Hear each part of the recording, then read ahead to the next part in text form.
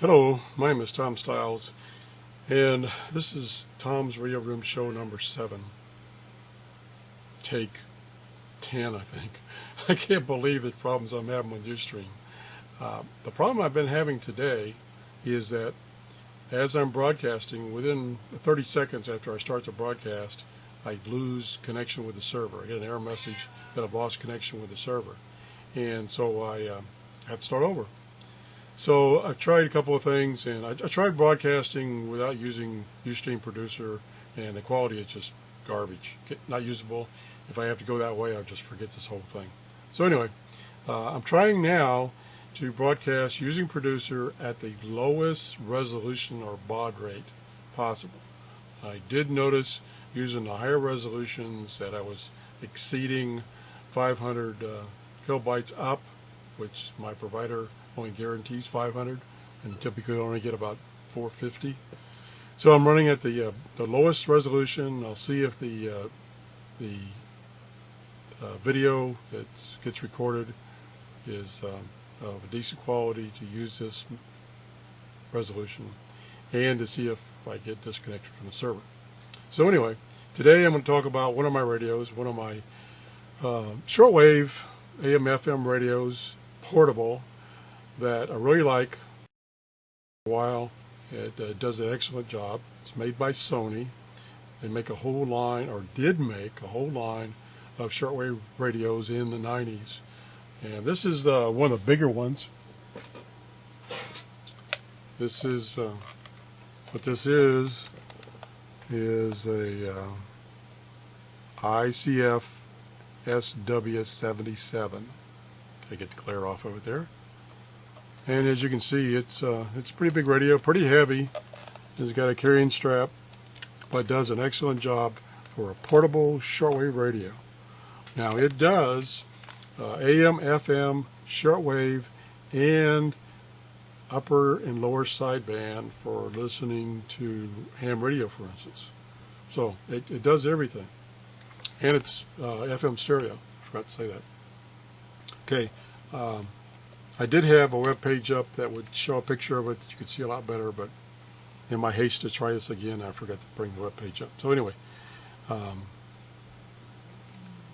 this side here, hold still. You can see there's a lot of inputs and outputs available, and those are, starting from the bottom, AC adapter. If you can, I know this is portable radio, but if you can, use the AC adapter because it does eat batteries pretty much. The next is the headphone jack. It does have a 4-inch speaker that's very good quality, but if you want to not disturb people around you, you can use the headphone jacks. It has, for the old tape recorders, it has a remote control of the tape recorder and line out for the tape recorder. That's your old cassette recorders. I know we don't use those anymore, or some people don't. And it has, very important thing, it has a jack to have an external antenna, which is very helpful if trying to listen to shortwave. It came with originally a long wire string, I'll call it, antenna that was on a reel, and you unreeled it and hung it up in your room, and you plugged it in here. Had the jack already, the plug already on the long wire, and you just plugged it in here. And it really improves shortwave listening. If you can somehow hook up a external antenna, say you're in an apartment or something, that really improves the shortwave listening capability, and especially on the ham bands.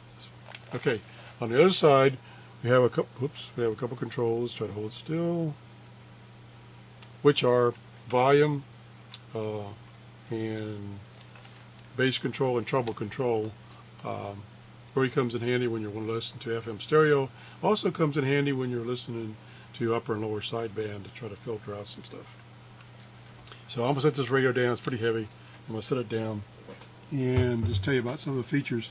It was originally released in 1991, and like I say, Sony came out with a whole bunch of them, smaller ones, and They were very good radios, very good shortwave portable radios. This one has a lot of functions the other didn't. It does have 5 bandpass filters for the tuning the shortwave or midwave HF frequencies as you're tuning it. Each filter is switched in and out to help increase the sensitivity on those bands.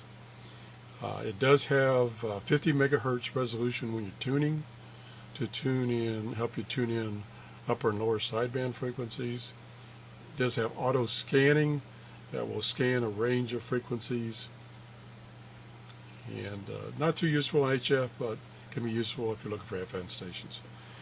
It does have a circuit that was designed by Sony called synchronous detection, and it's used when listening to shortwave AM, to help the radio track the signal that you're listening to. So if it drifts, it tries to track it so you don't get that drifting and fading you do on a typical shortwave radio.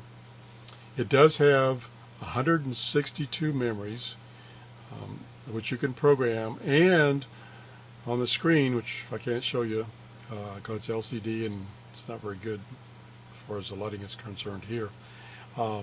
When you're programming those frequencies, you also can put in some text that is an ID of that frequency. I think it's like 7 characters, which is very helpful.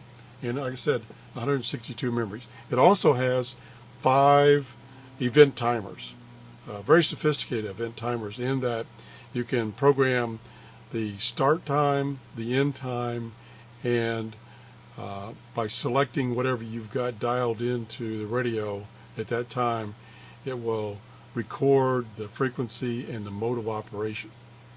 And you got 5 to occur during the day to tune in things that you listen common time over and over. Now, it doesn't set them up by day, but it sets them up during the 24 hours. It does have, as I said before, it does have a line out so that you can record to a tape recorder or an iPod nowadays, and that's very handy. And it does have a 4-inch speaker, which gives you pretty good sound quality using the internal speaker. So that is the Sony ICF-SW77. They don't make them anymore, but you can get them off of eBay and at Hamfest.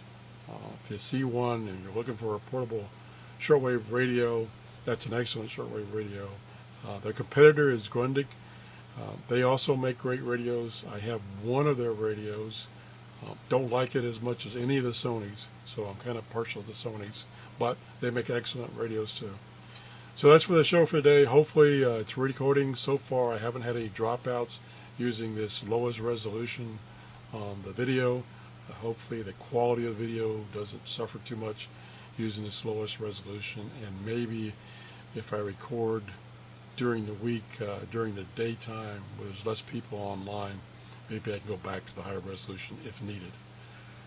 Okay, bye-bye.